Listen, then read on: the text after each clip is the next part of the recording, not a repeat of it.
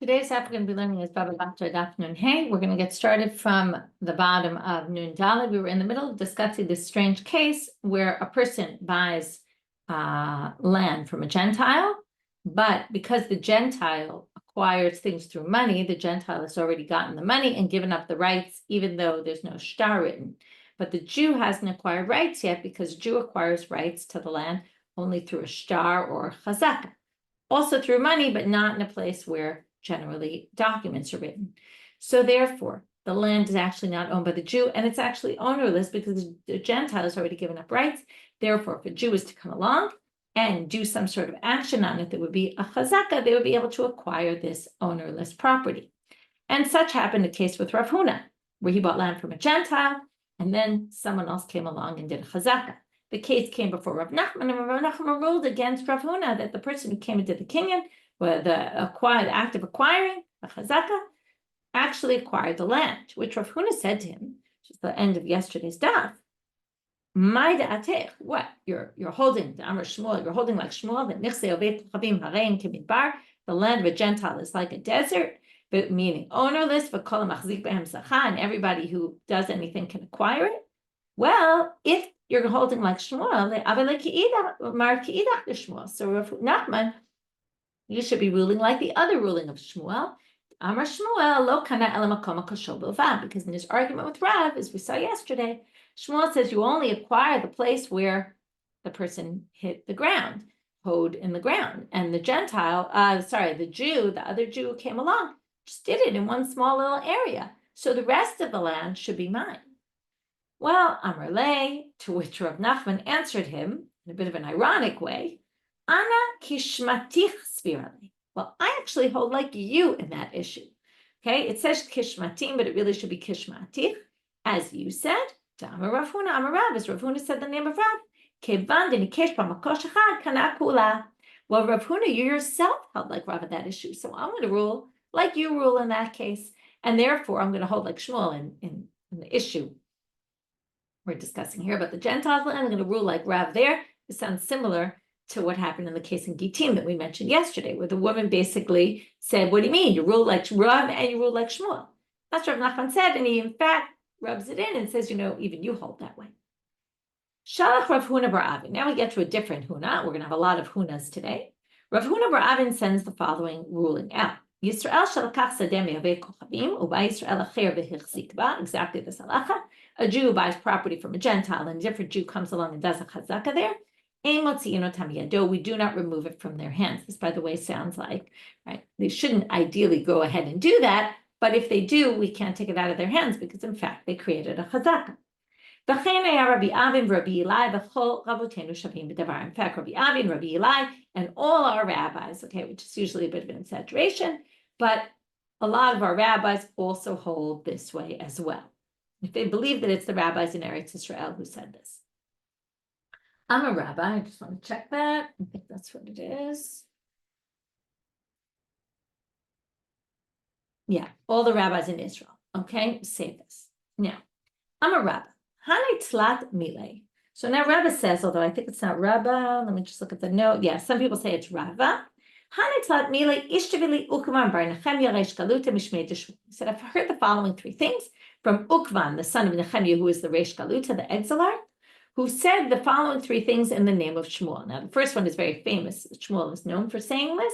Number one, and the truth is the other two are going to derive from number one, dina de malchuta dina. The law of the land is the law. Meaning, even if it's not Jewish law, you have to keep the Gentile laws. Okay, again, big debate about how far this extends. Number two, Varisuta de Parsai at Arba'im Shana.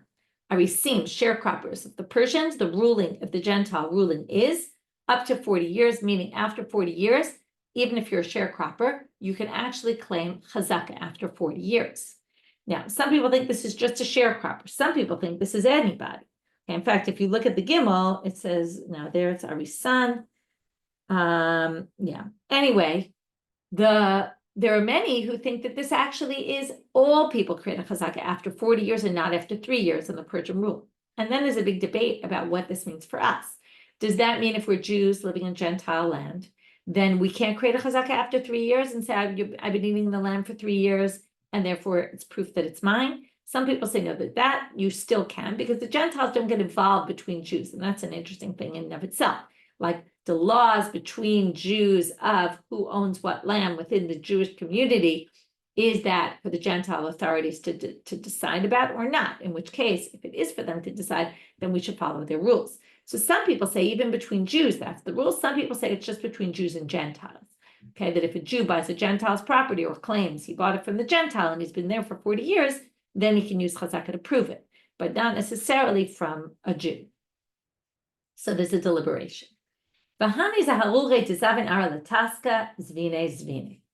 those people who, these are wealthy people who come. There's people who are living in property that they can't afford the taxes. They don't pay the taxes. Now, according to Gentile law, we learned this. The person who pays the taxes becomes the owner. And what does that mean? Really, it means that the king seizes property of those who don't pay taxes and then sells it to other people. So if you buy land from the Gentile authorities by basically agreeing, I'll pay the tax, that's how you acquire it. Then because that's the Gentile law, you actually are the new owner. And if the previous owner comes and says, now I have the money to pay the taxes, they don't get the land back. Okay, so those are three laws that we follow the Gentile law. Okay, one is just a general, and the other two are more specific. But this whole issue of the last ruling is really just about property tax. If they didn't pay their property tax, then their land is lien to the Gentile authorities. The king can seize their property and then sell it to anybody else. But if we're talking about the head tax, and you didn't pay the head tax, and let's say the authorities seized your property, now that is against the law. They're not allowed to seize your property, according to what we're saying right now. They're not allowed to seize your property for not paying the head tax, and therefore, if they were to sell it to someone else who takes upon themselves to pay your head tax, they are not the owners of it. And if you come back and say, hey, that's my land, you get to get it back. My time, what's the reason? Because that's based on that per head, it's a head tax, and therefore has nothing to do with the land, and the land is not liened to that kind of a tax. But Rav Huna Bered Rav Yoshua disagrees. Amal, he said, even barley in a jug of yours is lien to this head tax, as is obviously your land. In which case, we're going to have a question. Amar Rav Ashi, Amar li Huna bar Natan. So Huna bar Natan told Rav Ashi that kashe ba'amemar, that a memar raised a difficulty with Rav Huna Bered Rav Yoshua, who said even the head tax is lien to property and even to barley in a jug. And so a memar had a difficulty. Huna bar Natan told, it's confusing who said what. Huna bar Natan told Rav Ashi that a memar had a question, but I answered it. Okay, meaning in the end, it sounds like Huna bar Natan is supporting Rav Huna Bered Rav Yoshua. So a memar's question was the following. Okay, a little background to his question. A bechor, the firstborn, gets double portion, but double portion only of things that are muchzak, things that are in the possession of the father at the time of the death. Things that are ra'oi, meaning the father's supposed to get, like for example, made an investment, didn't get paid back yet for the investment, or is owed money by somebody, when they then pay it back after the father's death, that's called ra'oi. It's money that's supposed to come into the father, but the firstborn doesn't get double portion. So basically, Amemar says, in Cain, if you're going to say that all of people's property is lien to this head tax that everyone has to pay, bital to yulchat benoha bechor. There is no such thing as the bechor getting double. Why?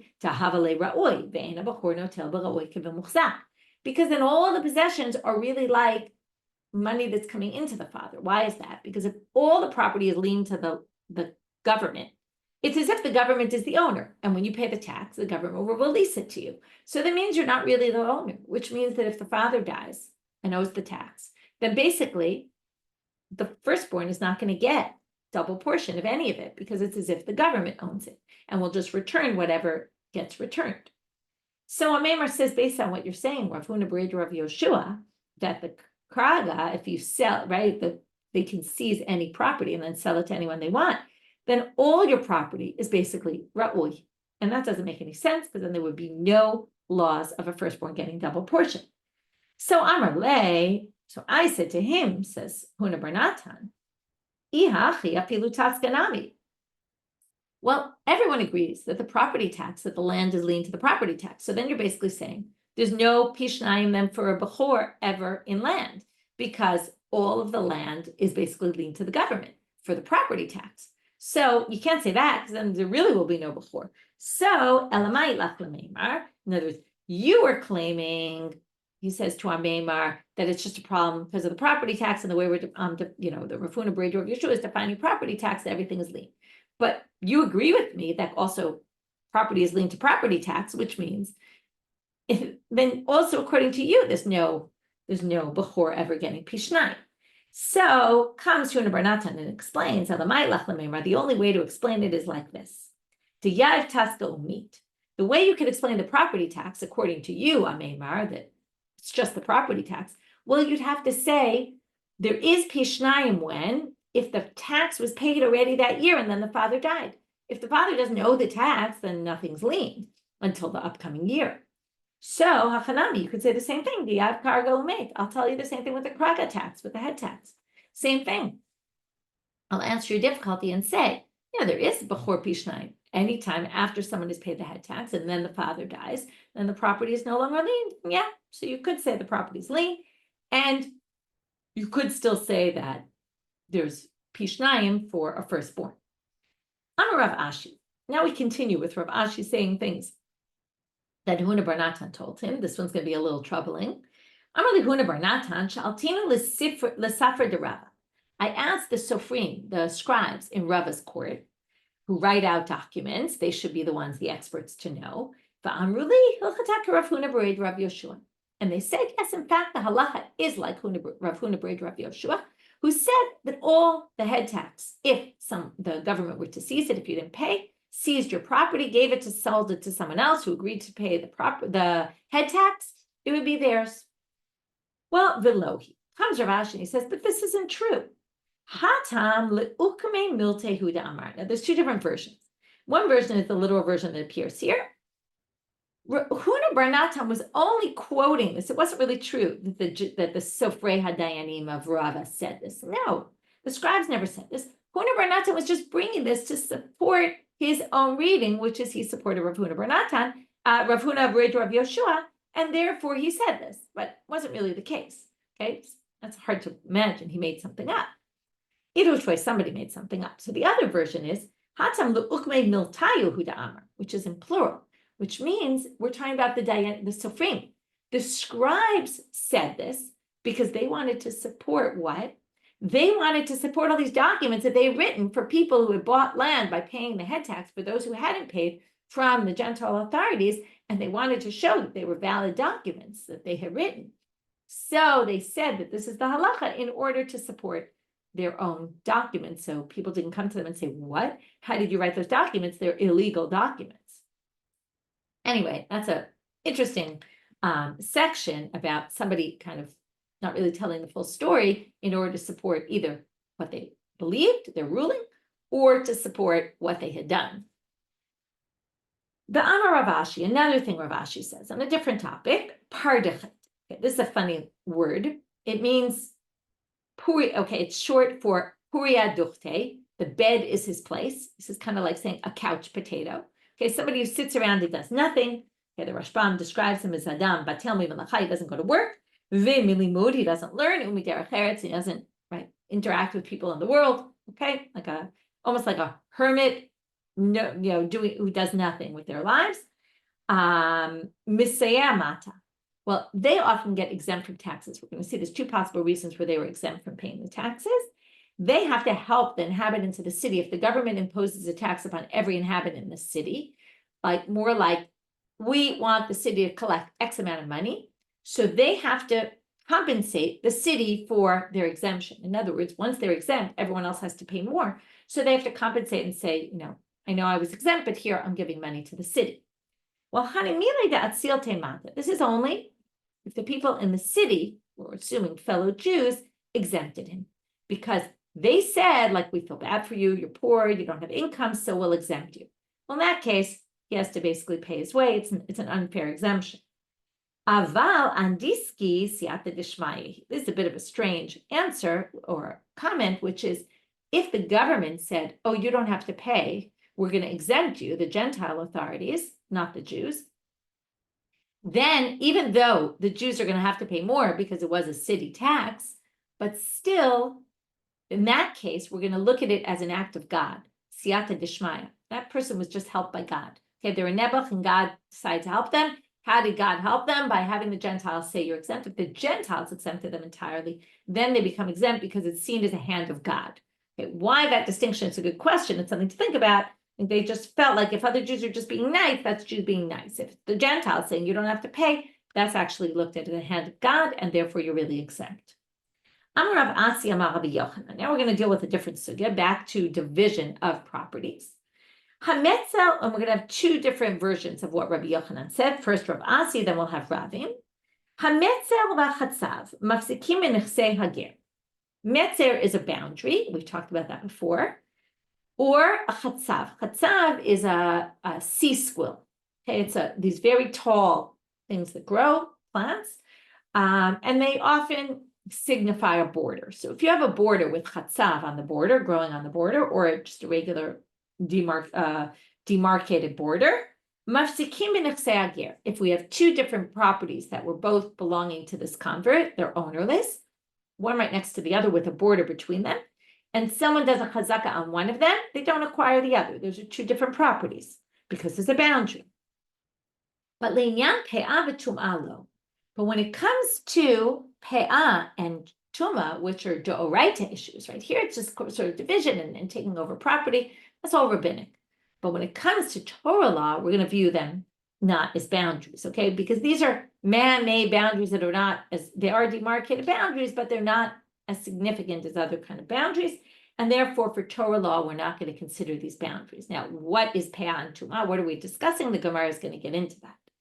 But before we get there, let's just see a different opinion. When Rabin came, Rabbi Yochanan, he said in the name of Rabbi Yochanan, afilu lepea'h v'tum'ah. Even for pea'h and tum'ah, these are considered boundaries. Let's go to our cases. Pea'h mahi. What's the case in pea'h where you need to have, what's the relevance? Whether we count it as a boundary, we don't count it as boundary. Do we count it as two fields or one field? So what is pea'h? Pea'h is leaving the corner of your field. And the rabbis assess, even though pea'h in shiur, there is no amount, requisite amount, but the rabbis came and said 1/60th of your field. Pea'h mahi. So what's the issue with pea'h? Ditnan, it says in the Mishnah, second chapter, first Mishnah of pea'h, elu mafsikin the pea'h. These things divide property when it comes to pea'h, which means you have to leave, if you left a corner of this field and not a corner of the nearby field, then you have to leave a corner also of the nearby field because, right, it doesn't really matter the amount. You could have left 2/60th or 1/60th of the entire amount. But since this was one field and that's another field, they're designated as two different fields. You have to leave a corner of this and a corner of that. What we consider a separation, and then the question will be, it's exactly the machloket Rabin and Rav Asi in the name of Rabbi Yochanan, would this metzer and chatzav, which are not mentioned in that Mishnah, would they be considered divider of property to mean that you have to take 1/60th of each field and one on the whole thing isn't sufficient? So hanacha v'ashtulit, you have a stream running through, you have a big puddle, okay, a puddle, it's literally puddle in Hebrew, it could mean something else, but some big thing with water in between the fields. B'derech harabim, turning out on a bet, or derech hayachid, a path that's used by many people. Okay, that would be like a Rashut Rabim going in the middle of it, the public thoroughfare, where the Rashbam reminds us that's 16 amma wide. A derech hayachid, which is 4 amma wide, going through. There's a path, okay, where individuals walk on. Shviel harabim, shviel hayachid. This is a path that's for many people, or a path that's for individuals, but that's much narrower. Okay, but it's still a lot of people pass through, even though it's just a path, or it's meant for just individuals. Either which way, as long as it's kavua, bein b'yemot hachama, bein b'yemot shamim, if it's used both in the summer and the winter. Okay, often paths through fields are not used. If you want to walk through somebody's field, you're not going to walk through there if it's the planting season or when things are growing, that's in the winter. So something could be considered a shviel, right? As long as it's a path that's also used during the summer and the winter, then it's considered a divider. If it's only used in the summer when nothing's growing there, then it's not considered a divider because it's not dividing the field in the winter months. So would have to be a path that's used both in the summer and the winter. So that is what we're talking about for pea'h. What divides the field? Does this metzer or the chatzav growing, does that divide the field or not? And that's the machloket between Ravin and Rav Asi in terms of what Rabbi Yochanan held. Tuma maihi, what's the issue regarding impurity? So reminder that tuma, if you have a doubt about impurity and it's in a private domain, we're going to rule strictly that we assume, let's say you're not sure if you came in contact with tuma in a field, there was a dead body, you're not sure if you touched it or not. So we're going to say you're impure if it's in a private domain. So what's this issue of tum'ah? What does that have to do with whether it's two fields or one field? Well, it's based on this machloket. And I didn't really explain the tum'ah well enough. You'll see right now when we get to the Mishnah. Ditnan, a Mishnah in Tarot, Perek Vav Mishnah Hey, Hanechinas libik ab yemorak shamim. V'tum'ah b'sadeh ploni. You go into a big open area where there's fields, a valley, and in the winter months. Now, in the winter months, we said people don't walk there, so it's considered a private domain. V'tuma b'sadeh ploni. Now, you know there's tuma in one of the fields there, but you're not sure. Amar halachti l'makom alaz ve'eni yodeh im nichnasti l'makom ve'im lav. You said, listen, I went in that area where I know that one of the fields has tuma in it, but I'm not sure if I even went into that field or not. And I'm certainly not sure, even if I did go into the field, whether I touched the tuma or not. Now, this could be called a sveka.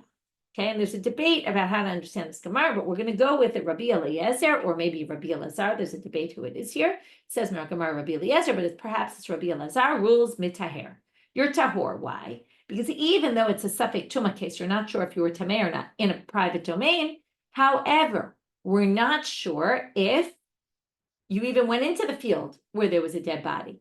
We know there's a dead body in one of the fields. We don't know if you went into that field or not. You're just not sure what path you took.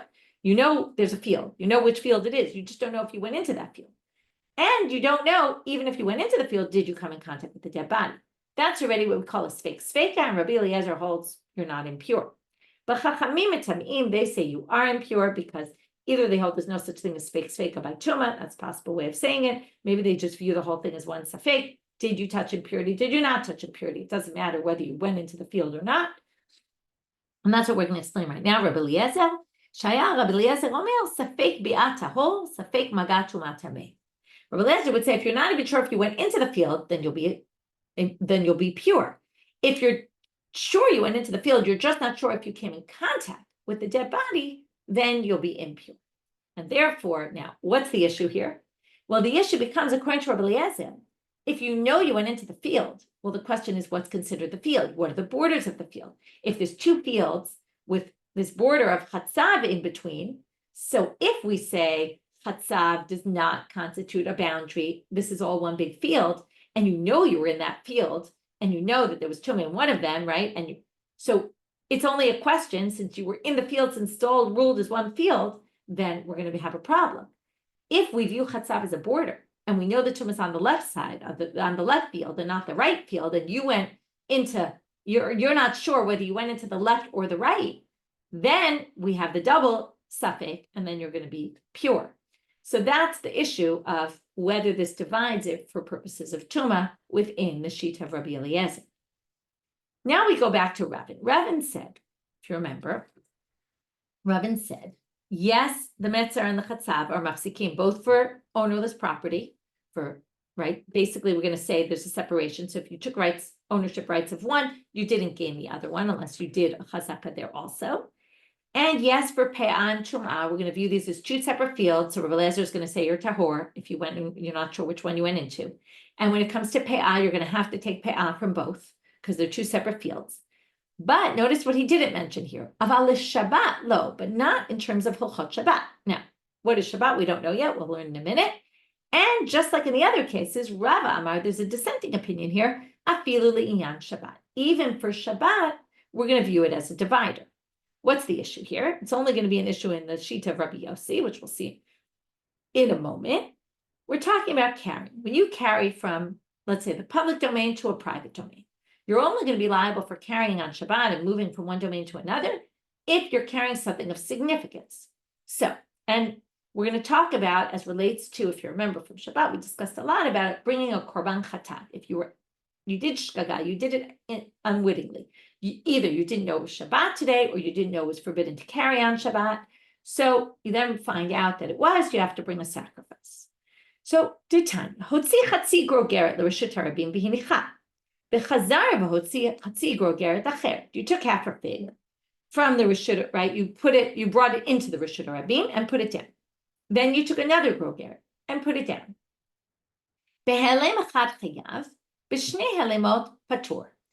If you didn't realize, you took out the half, you didn't find out that it was Shabbat, you didn't know, or you didn't know it was a soul, then you did the other half. In the end, you took a whole thing out and you put it in the public domain, and then you find out you're obligated. Because in the end, you took out a whole fig. Because took a half and a half equals a whole. But if you found out after you did the first half one that, oh, it's usher to do this, and you didn't realize that, oh, didn't know. Well, you're not obligated because it wasn't a shiur. Then you forget, and then you do it again. You're not obligated because even though you did a whole one, that's not called mehalei mechad. In order to be obligated to sacrifice, it has to be with one event of forgetting. Here you've forgotten two separate occasions, and each time you only took out a half. Rabbi Yossi Omer, and we'll go a little bit into tomorrow's daf. If you took it, one ha'elim, you didn't realize, and you brought it all from the private domain to a public domain, or from the public to a private, you're obligated.